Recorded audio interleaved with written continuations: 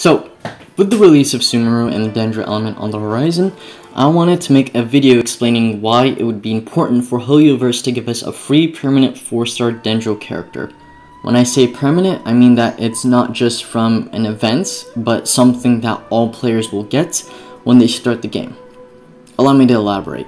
At the beginning of the game, when Genshin teaches you about the basics of combat, Teva, and what the story is about, you are given free 4-star characters of each respective element. Right off the bat, you get an Anemo character, which is the Anemo Traveler, Amber, a Pyro character, Lisa for Electro, and Kaya as the Cryo character.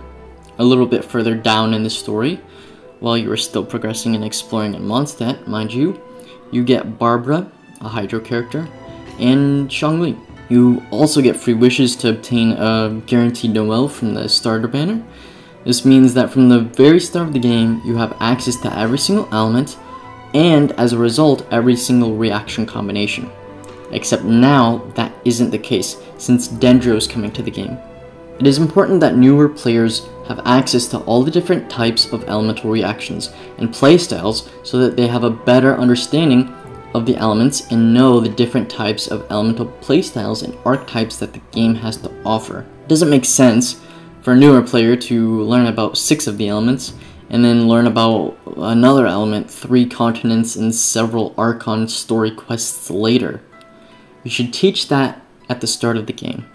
Keep in mind that elemental reactions and the elements themselves are a fundamental part of the game, since that's what the whole combat system is revolved around. Furthermore, there is a domain in the game that teaches newer players about all the elemental reactions. But as of right now, Dendro isn't in that equation, and it should be when it releases. This domain proves that Hoyoverse actually agrees with my points, and that newer players should have an understanding of all the different type of elemental reactions and types of combat playstyles from the start of the game. They can easily implement this by adding a story quest and giving us the character after that quest. They did this with both Xiangling and Barbara, so there is no reason why they can't do it for a Dendro character.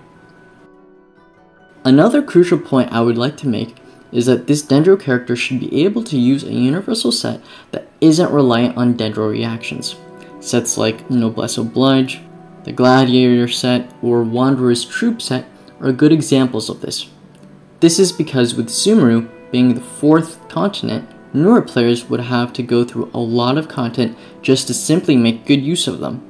Starter characters should be viable from the get-go, otherwise newer players wouldn't have artifact sets to grind for or use until much later in the game. For example, Kaya has Noblesse or Blizzard Strayer. Amber can use Wanderer's Troop. Noelle has Retracing Bolide or Gladiators. Lisa can use 2-piece Thundering Fury. This list goes on. A Dendro character would not be able to even access a 2-piece Dendro set until Sumeru, unless they add a Dendro set in Mondstadt or Liyue, but I doubt that they would do that. Should Hoyoverse give us a free Dendro 4-star, or am I asking for too much? Please let me know what you think. Sub for more content like this, and be sure to recycle paper so that the Dendro Archon doesn't bonk you. Dendro character should be able to use a universal set that isn't reliant on Dendro characters. Oh